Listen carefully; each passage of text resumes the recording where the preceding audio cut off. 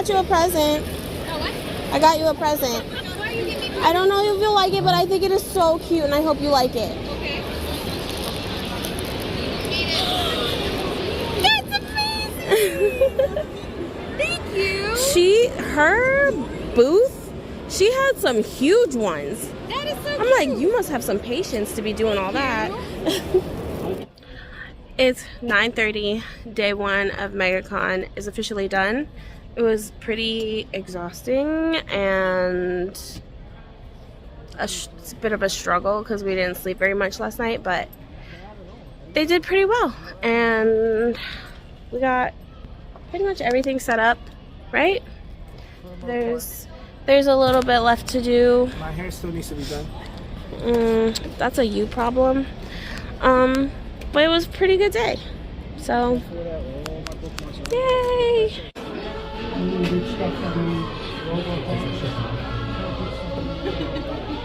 Oh, Titi, I'm sorry. I said ranch, but did you want blue cheese instead? Maybe it's fine. Got a fridge and a microwave, so.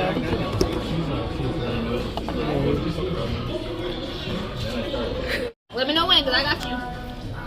You got it? Oh my god! That was awesome. Cheers. The only thing that made that hard was the ice cream. It's so cold. My teeth are like, they're dying in there. They were like, did anyone want to last at me? Because if not, I'm going to just... No. not after that performance.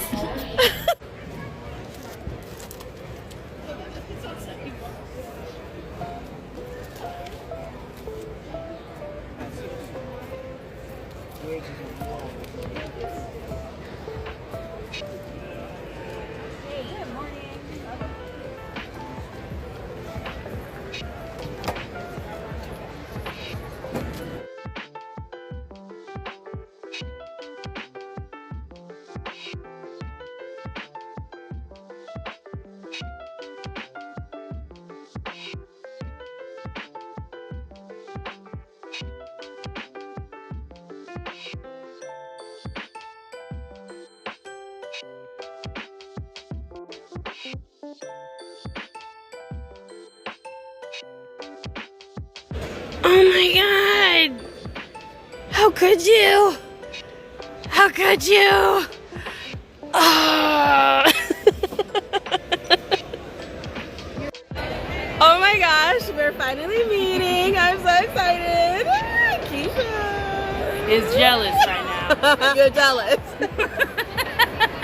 I'm so excited that you came. Thank you for coming to stop by and see me. Of course.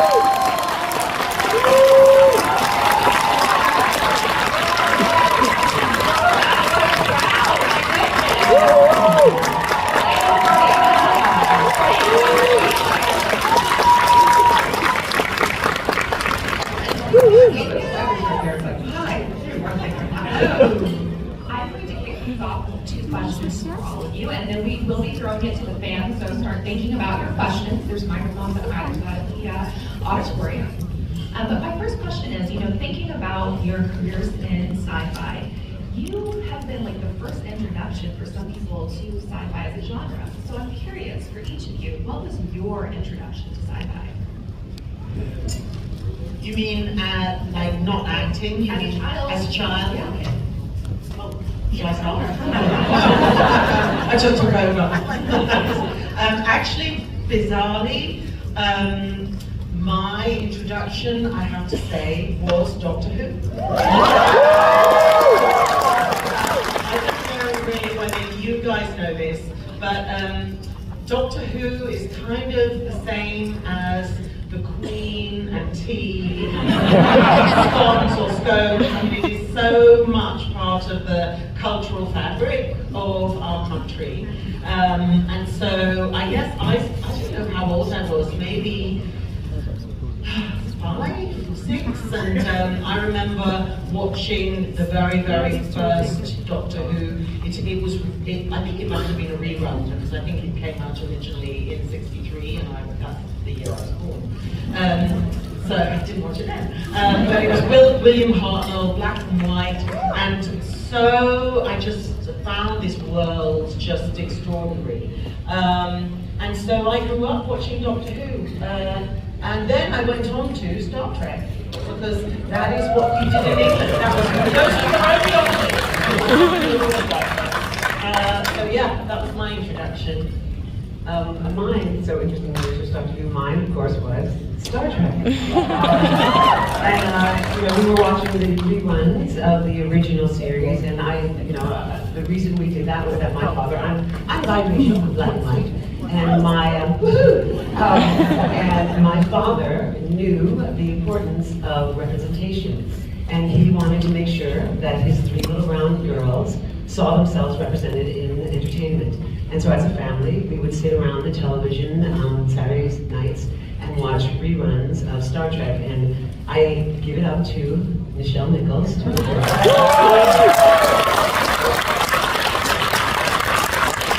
I think so interesting about that is that I don't know if we knew it, if it was conscious or if it was subconscious or unconscious, but I absolutely believe that Nichelle Nichols gave me and my sisters the permission to be bold and to be brave and to be present and to make sure that our voices are heard and that we have an impact. Because that woman on that bridge had a strength, had a confidence, had a grace and an elegance. And she showed us, we weren't just maids, we weren't the concubine, we weren't just the girlfriend, the neighbor. We were important. We had a presence, we had a necessity to be there. And so I think, I just lived in my own head as a child, and I sort of indulged my childhood for a very long time, playing with dolls and kind of just like creating worlds and in the garden or wherever. My youngest sister is 8 years younger than me, and so when she was at that age where she was playing, I just carried on playing with her, so it sort of gave me license to keep on, in a sense, being a child and living in that fantasy world. And so I think my younger child would just go, well, of course, because I've never stopped. When I had my daughter, I absolutely immediately wanted to start playing with her dolls and sort of enjoying playing with her. And she wasn't actually so into dolls, she was more into cars and things like that, which threw me a little bit, but hey, it's all fine.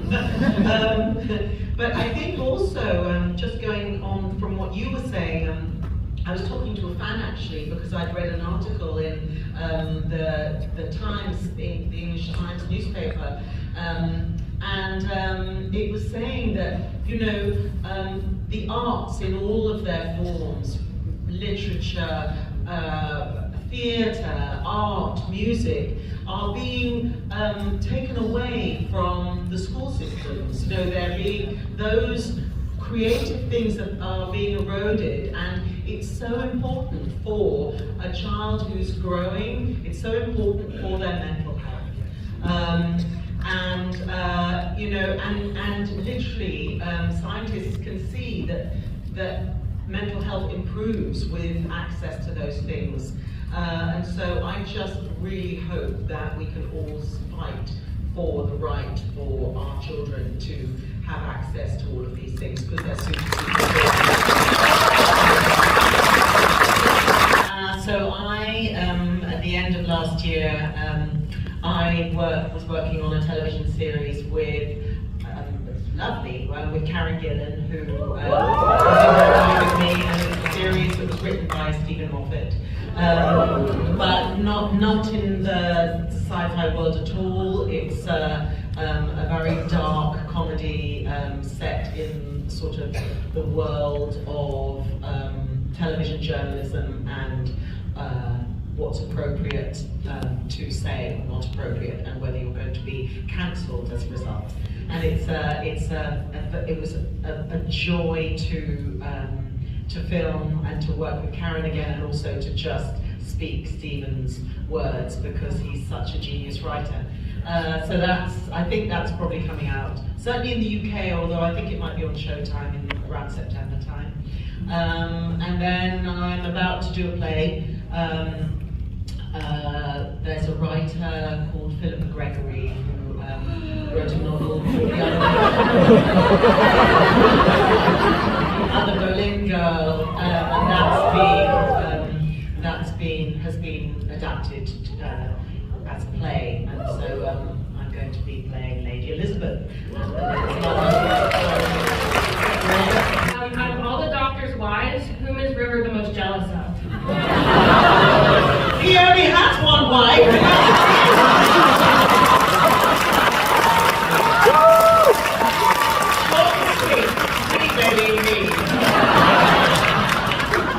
Okay, now we're gonna go over here. My question is, what is your favorite part of each of your characters that you play in those series? The fact that she's twinkly badass.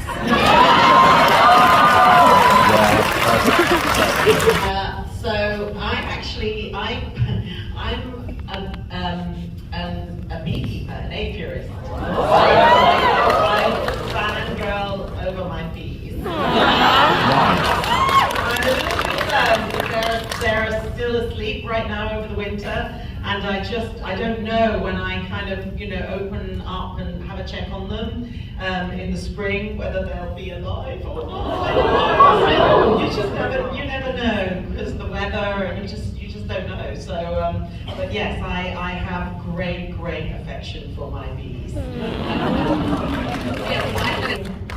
I have to say, I don't have like a favorite scene. It was always, because I wasn't on every episode, I would come back to do a couple of episodes and then go away again. I think for me, the thing that was so wonderful was to see Matt and Karen and Arthur grow and develop, because I had been with them right from the very beginning, and they were so sort of green and relatively inexperienced. And then every time I came back, they just had grown in confidence and sort of knew who their characters were. So I sort of felt, and they really behaved quite badly. I felt like their mum, even though weirdly they were my parents.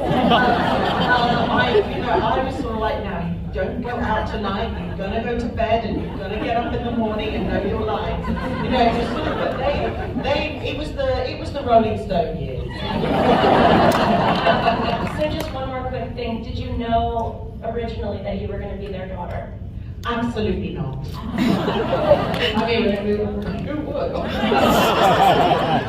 If you were able to team up with another doctor, besides the ones you've already teamed up with, who would you team up with? Shooty.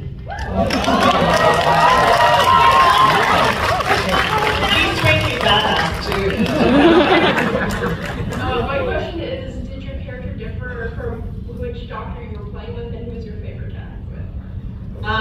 No, I don't think my character differed actually. She just sort of adapted to the personalities of each new doctor. I mean, essentially, it's the same spirit, but in a new body, a little bit like when a snake sheds a skin. So it was sort of, it was more like, oh, hello, this is another facet of the person that I love that suddenly kind of opened up to me. And so I always found it actually super exciting working then with a new incarnation of the Doctor. Yeah, does that answer your question? Yeah, and who was your favorite to work with? Oh, I can't say. Spoilers.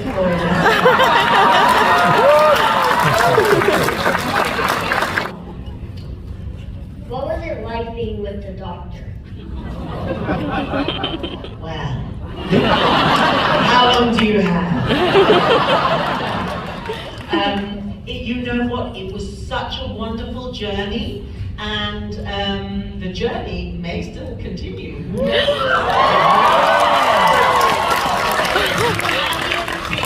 Flying the TARDIS and going to all those incredible different dimensions in time and space. I mean, it's been an amazing journey.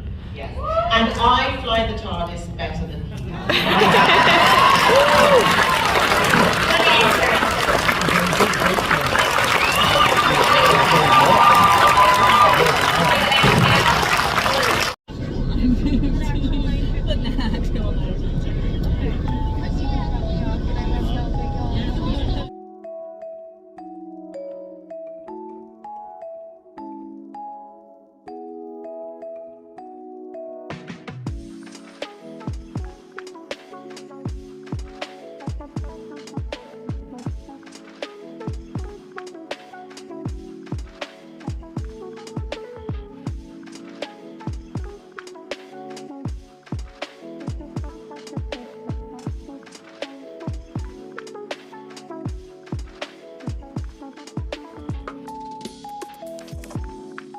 Please welcome William Shatner.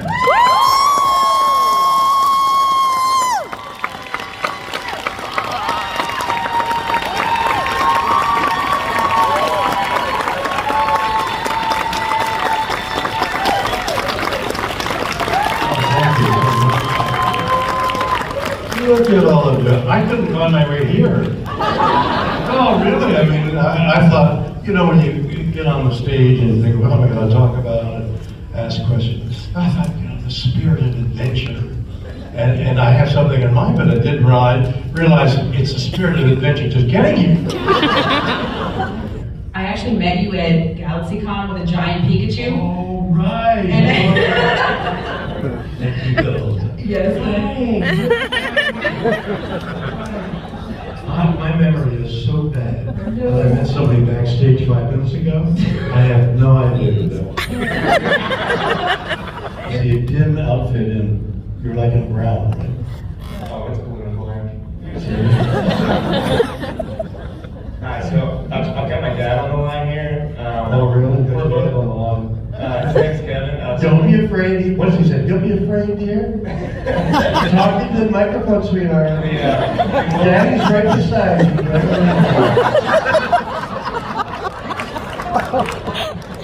So we both really love Twilight Zone, and obviously he's like your biggest Star Trek fan.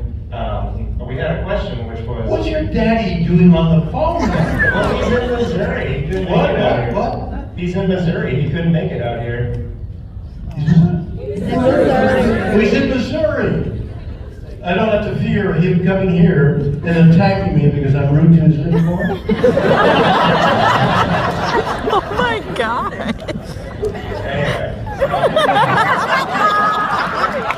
Anyway, for you, but I think it's that. The question we had was... The question we had. That's beautiful, man. You live to love your father? Oh my God. He's a huge fan. He's never got... No, but wait a minute. What's the relationship? He showed me Star Trek.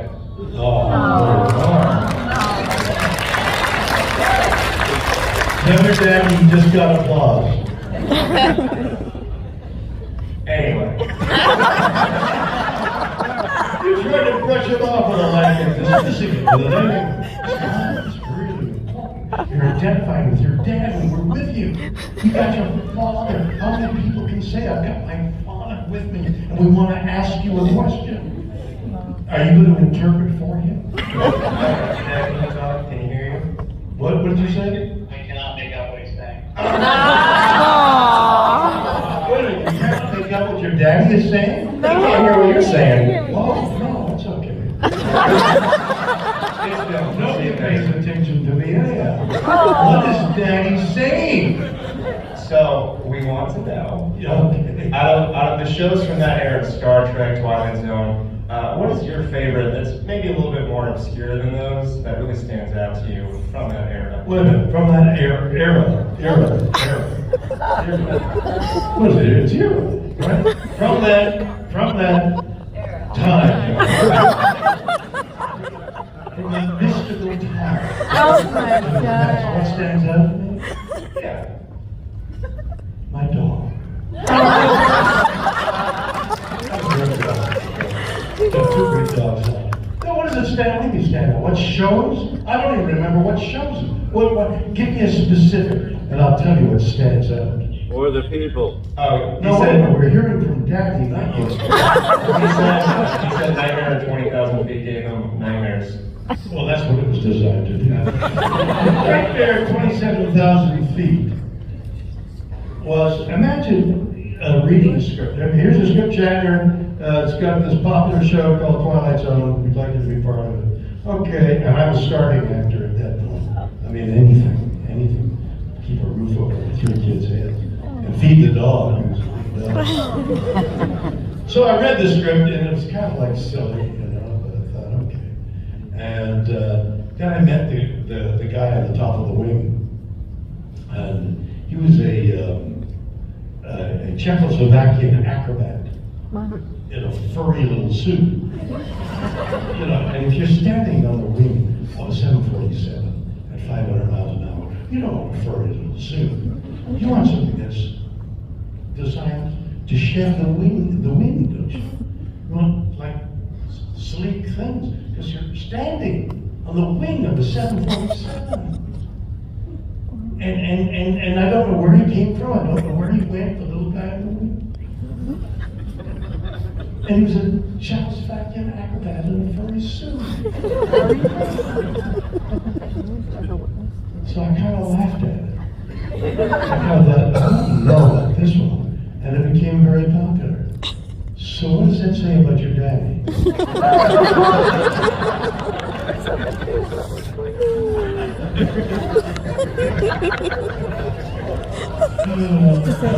Have you got anything to say to that?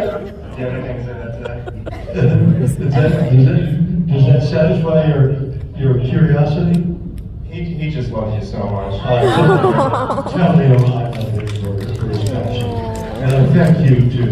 Listen, everybody, thank you so much for coming to see me.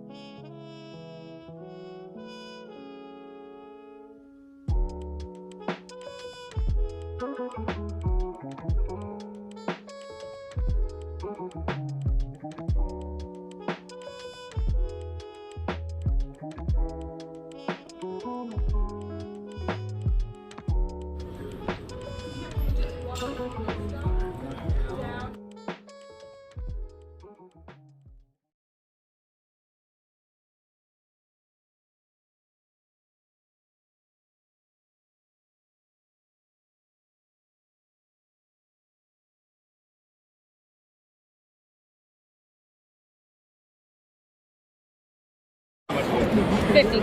Giselle! She's buying a grab bag that I worked so hard on. I got it. Jimin!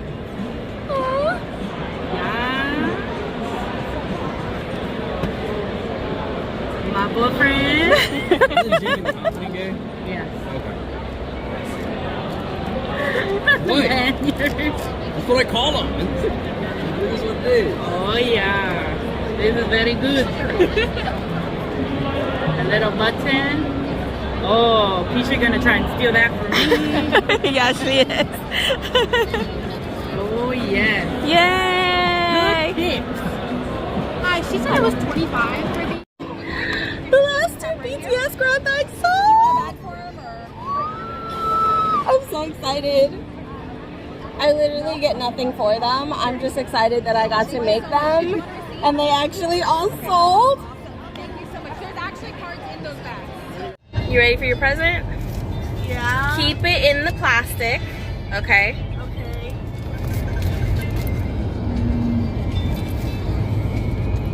Is it upside down? Turn it on? Yeah, look at it.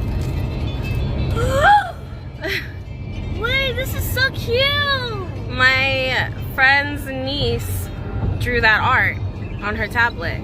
This is really good. So I bought it from her so that I could give it to you. I like it. My goodness. This is actually really good. I really like it. Yay! Thank you. You're welcome.